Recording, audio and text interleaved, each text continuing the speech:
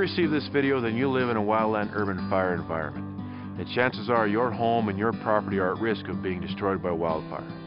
Wildlands and wildfire go hand in hand, and fire is part of your existence if you're a resident here.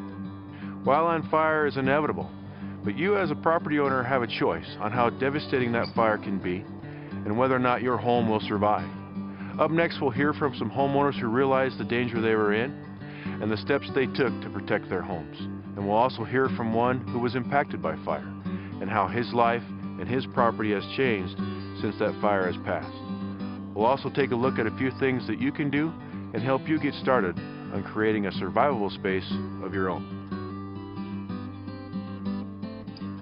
It's absolutely essential for neighbors to band together. We realize fully that it's really a life-threatening neighborhood to be in an area where the trees are so prolific. After we thinned the trees, and we did it very responsibly thanks to the Fire Department Prevention Bureau, as well as Tim giving us direction in how to have them thinned properly. It's a bit shocking because they are thinner, and yet we are feeling much safer. When we see lightning storms coming our way, we live on the top of a hill with a view that's unobstructed. It's very frightening because knowing that lightning can very well strike the prairie grass that a lot of people have waist high, life-threatening situation for all of us. So I know fully well that it's important that we have thinned our trees. Homeowners are the key. They're the answer. There is no government agency, there is no fire department that has the authority to do what needs to be done on the homeowner's property other than the resident. That's why the resident needs to take action to do what needs to be done to protect their home, and then band together with their neighbors and other residents to create a fire-adapted community. The most beneficial part of the Firewise process for me was it made my home safer and enabled me to be more comfortable in sleeping at night. We are thinning fuels, reducing the fuel load around the house, and at the same time, I think my trees got a better chance with respect to the pine beetle attacking us, and I think the health of individual trees is going to be better because they're not fighting each other for nutrients and water. In any forest fire, there's going to be an extensive area involved, and you have to be able to survive on your own, or at least buy some time before some limited assets could come and help you. I had a lot of fire prevention material that we had gathered up when we were considering building the house. But if we would have thinned a little bit more on the back and taken the trees down maybe 50 feet,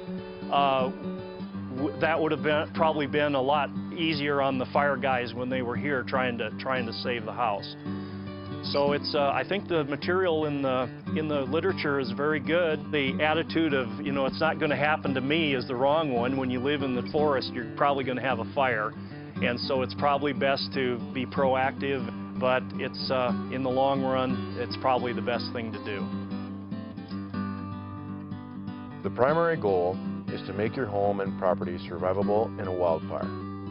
That means the home is fire resistant and can withstand the effects of the fire without intervention of the fire department. The reality is that there aren't enough resources available to protect every home, and the odds of a fire engine sitting next to your home during a wildfire are slim. It isn't fate and it isn't luck why some homes burn and some homes survive.